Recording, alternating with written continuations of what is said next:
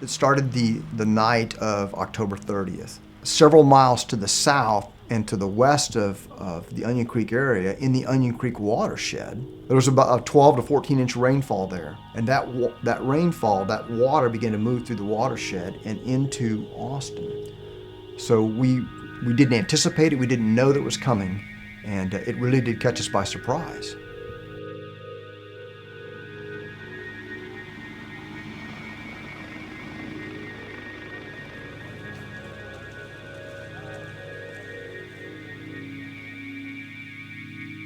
What we found in the 2013 Halloween flood in Onion Creek was that there's still areas where we can improve.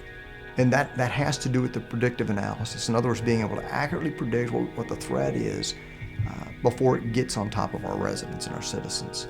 And in some cases, our first responders.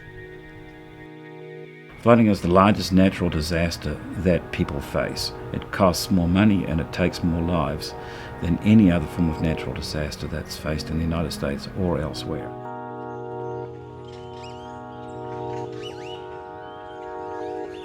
The National Flood Interoperability Experiment is designed to develop the next generation of flood forecasting system for the United States that's connecting the National Flood Forecasting System with local emergency response. What we're trying to do is to build up the actionable intelligence that can be created at that time, and perhaps even forecast floods before the rain starts to fall.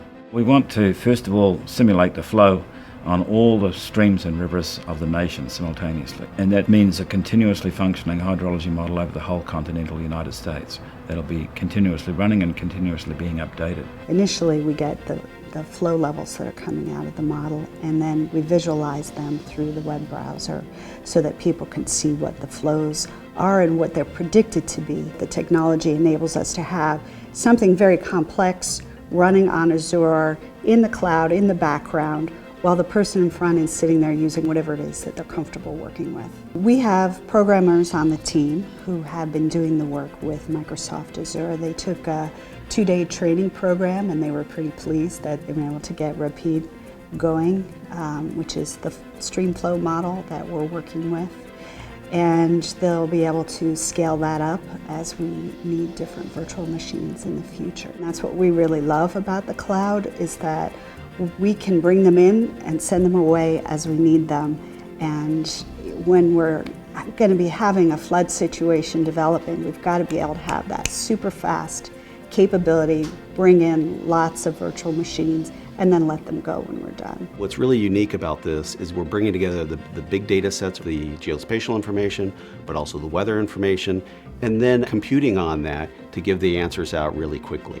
And this hasn't been done before in a real-time scenario. There's a lot of work that's been done after the fact, looking at how the modeling could happen, but applying it so that end users can be prepared ahead of time is a really unique situation. And that's what the power of not only technology and the cloud actually enables, and it's being seen in this situation. Here in academia, we teach, we do our clever things for research and so on, but we're not often called upon to do things for the nation. But this is a chance for the academic community to show not simply what we think, but what we can do. And we have tremendous resources in the academic community and with our partners such as Microsoft Research to be able to create a new future for the country. Dr. Maven calls it an experiment, I call it a proof of concept. Putting them together using the knowledge and the science along with the boots on the ground first responder capabilities has a synergistic effect. That one will be a force multiplier for the other. And so if we can work on this experiment, this proof of concept, and develop a template that any agency across the nation could use to lay that over their threat and risk analysis for their community and better prepare themselves, we're all much better off.